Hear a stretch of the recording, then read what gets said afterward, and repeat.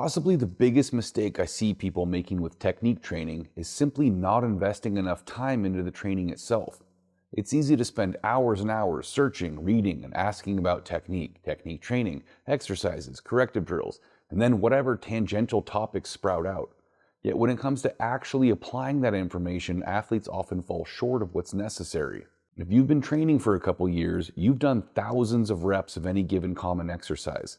I find it fascinating that athletes will employ a corrective drill or exercise for maybe 30 total reps and be shocked when it doesn't cure their technical problem. They then abandon the exercise because it doesn't work and move on to another one that, unsurprisingly enough, doesn't work either in the same 30 reps.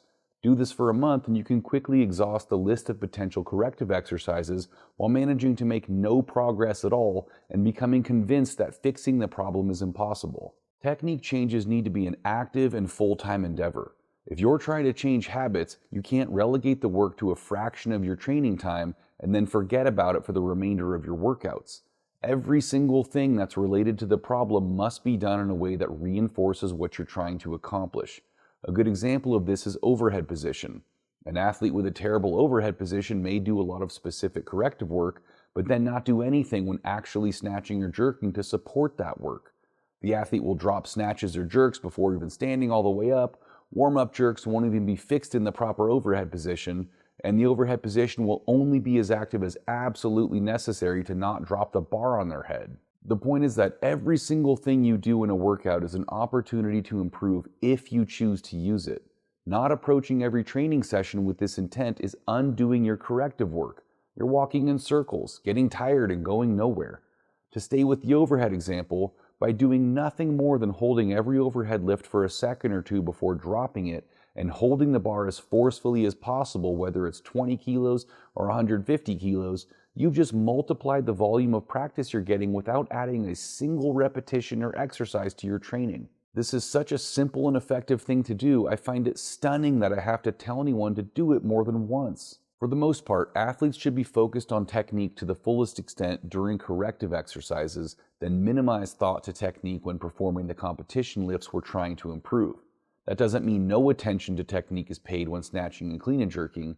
It just means that the athlete should put in most of the work with the corrective exercises, so less needs to be done when executing the lifts, generally focusing on a single issue in a single session and definitely in each rep, and more energy can be put into actually being aggressive and generating force. Habits are the product of practice, whether intentional or not. A bad habit is just the product of practicing something you shouldn't be doing.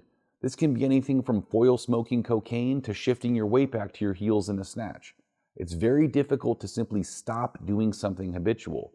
Generally, you need to replace a bad habit with a good habit. For example, if you have the bad habit of dropping your jerks prematurely, the only option is to start actively choosing to hold them overhead longer. You can't simply not drop them early. When performing corrective exercises and attempting to apply improved elements to the parent lift, always be focused on what you should be doing, never on what you should not be doing.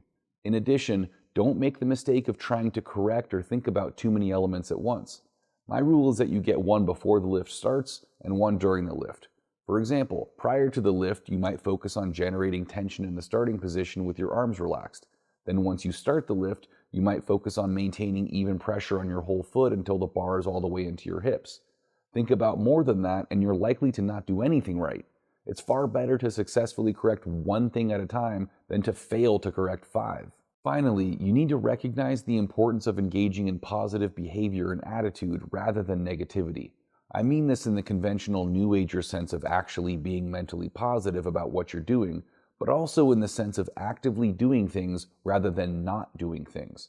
Instead of thinking about how stupid your habit of dropping your jerks early is and wishing you could quit missing lifts, create a new habit of holding all of your jerks overhead for a couple seconds before dropping them. Not only will this improve your lifting, but it'll improve your attitude and your training experience.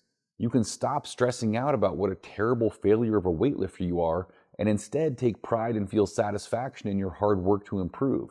We don't need to hold hands or anything, but I can't stress enough how critical a positive, active, and engaged mindset is to success in anything, particularly something like weightlifting, which is hours and hours of often monotonous and brutal work for years at a time for only a handful of very brief opportunities to demonstrate and enjoy its effects. Champions know that everything they do is important and affects performance and never question the need to make every repetition, every action, and every thought positive and aimed at improvement.